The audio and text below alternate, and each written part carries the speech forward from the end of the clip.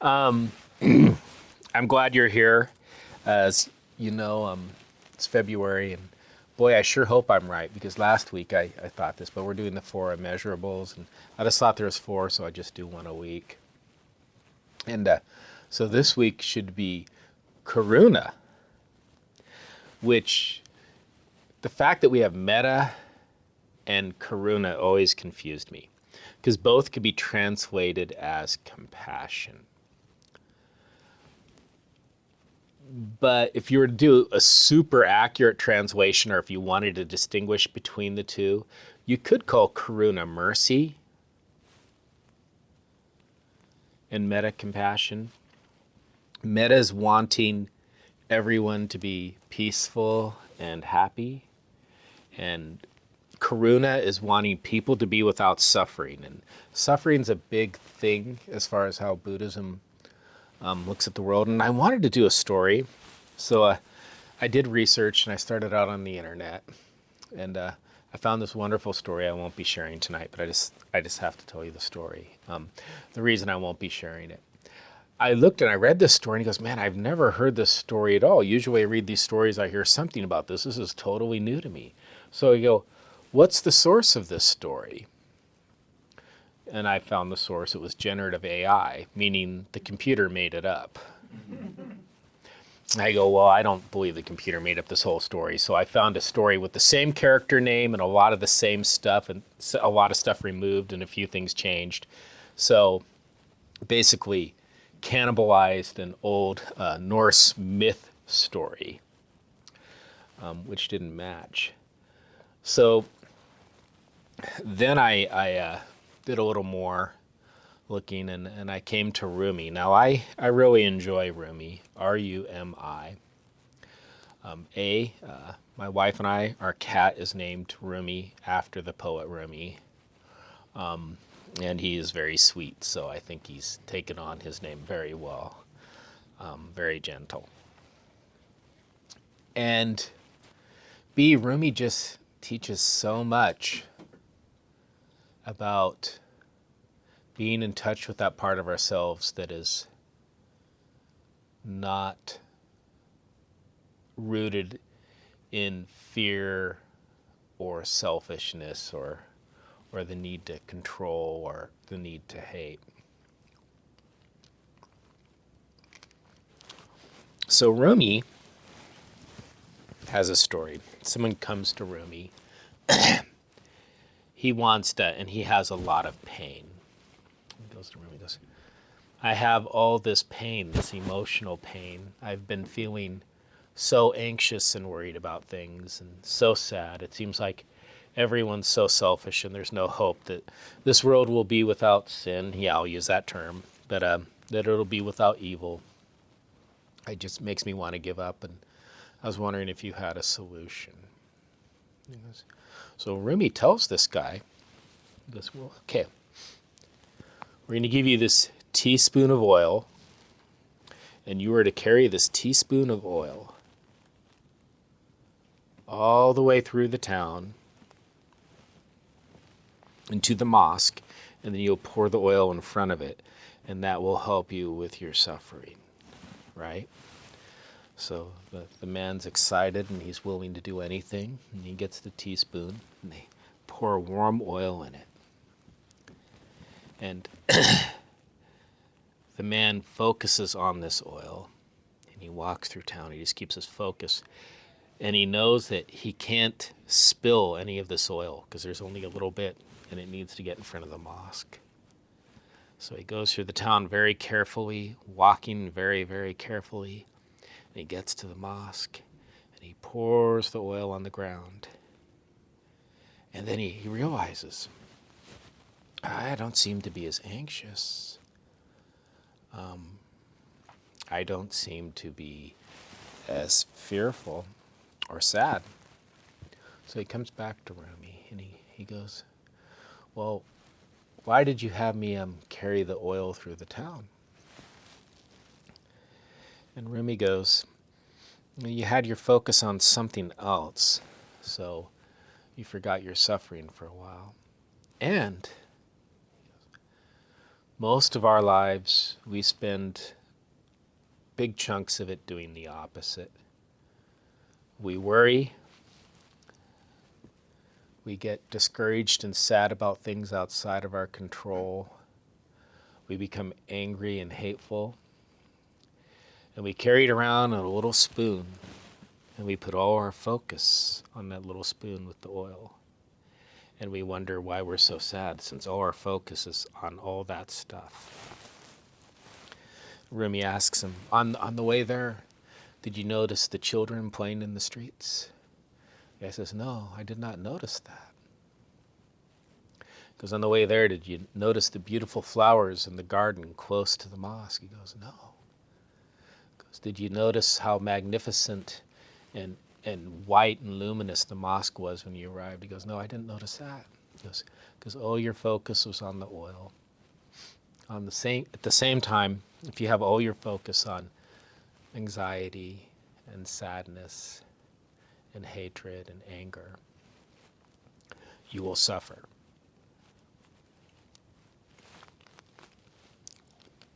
So at that point, the guy had a little moment of enlightenment and understood a little more, and that's the end of that story.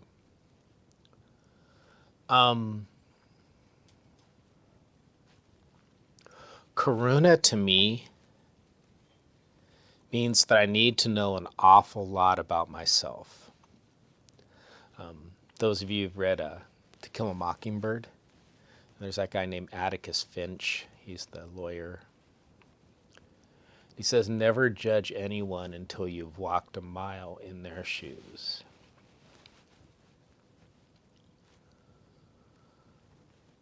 So if I see someone and maybe they're asking for money outside the grocery store I go to, just across the bridge here,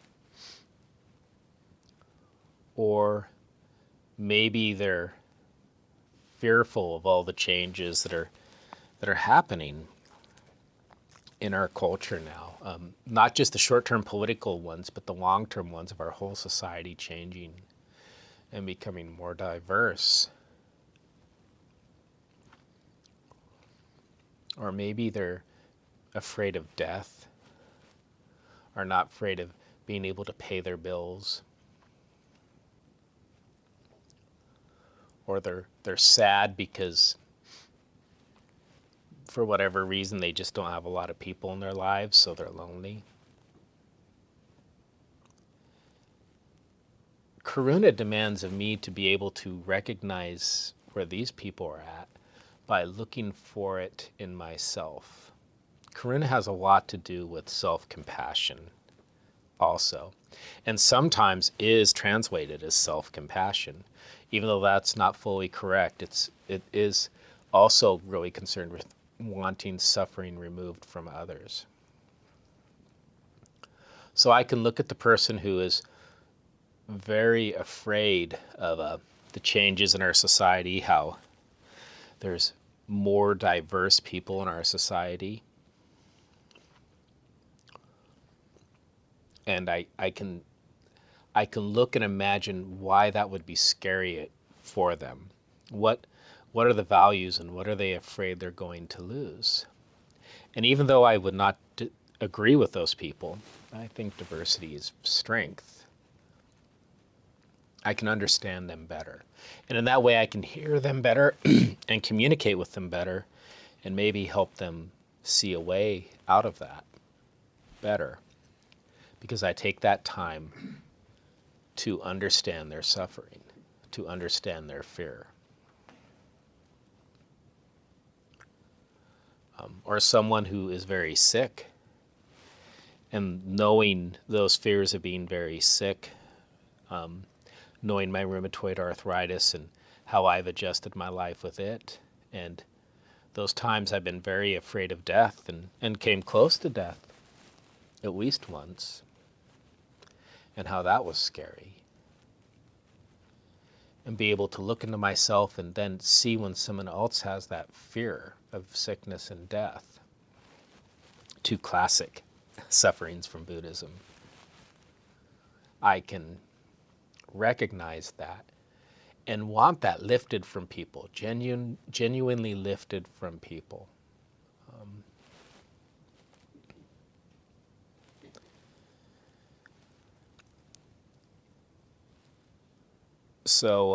In my Western way of thinking, I'm so used to these things being one and the same, Karuna and Metta, and I know they're different. I do understand the distinction. That I think of them as two sides of a coin. When I think of compassion, I think of both of them, and one side's Metta and one side's Karuna. That's not correct, but I do think it's skillful because it helps me understand it in the context of my culture. So anyway, I feel like I'm dry and I'm rambling, and I'm going to do the same chant I did last week for those of you who were here, and it's just, may we be happy and peaceful. So we go through the cycle, and the first one is, may I be happy and peaceful, where we look at ourselves and just look at it as being, having the suffering removed, the fear of death, of change, the hatred of others, just have all that suffering lifted. And then you. And I invite myself tonight to look at those people who I can hate if I let myself. I can hate them. And sing that for them, knowing that if they benefit, then the whole universe, the whole world anyway, will benefit. And then may we be happy and peaceful, can see ourselves and bind us together as a community. And then may all be happy and peaceful, recognizing that we are all on an earth and share it with all sorts of people and all sorts of plants and animals, and it's just one luminous organism in and of itself. So you can join, or you can just meditate, however you'd like, when you feel comfortable.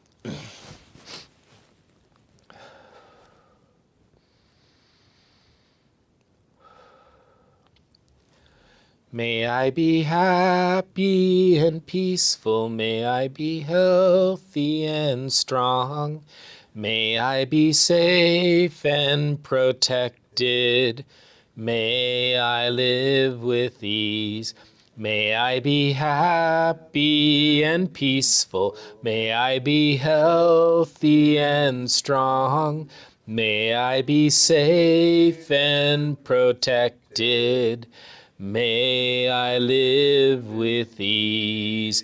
May you be happy and peaceful. May you be healthy and strong. May you be safe and protected. May you live with ease. May you be happy and peaceful. May you be healthy and strong. May you be safe and protected. May you live with ease. May we be happy and peaceful. May we be healthy and strong. May we be safe and protected. May we live with ease. May we be happy and peaceful. May we be healthy and strong. May we be safe and protected. May we live with ease. May all be happy and peaceful. May all be healthy and strong. May all be safe and protected. May all live with ease. May all be happy and peaceful. May all be healthy and strong. May all be safe and protected. May all live with ease. May all beings be happy and peaceful. May all beings be healthy and strong. May all beings be safe and protected. May all beings live with ease. Just take a couple minutes just to sit in the stillness, away from our suffering and into joy.